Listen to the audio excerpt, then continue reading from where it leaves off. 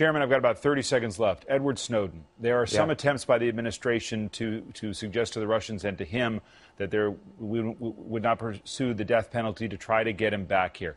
A senior government official told me this week that Snowden has the blueprint for the NSA, but not the owner's manual. What does that say to you about the threat that he still possesses with more disclosures that could come forth? Well, and we need to understand this very quickly. He has disclosed programs that make it easier for terrorists overseas, and the first people who are going to feel that damage are our soldiers in Afghanistan. We need to understand that. This is serious and it's real, as well as empowering Chinese and Russian intelligence officials.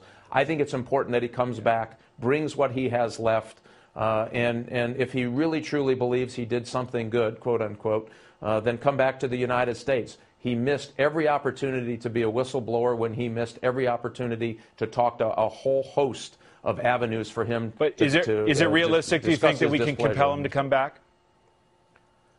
I'm not sure. I think he may be too far gone. I would hope at the end of the day he makes that decision. We know that he certainly, the Russian intelligence services would love to have further conversations with him.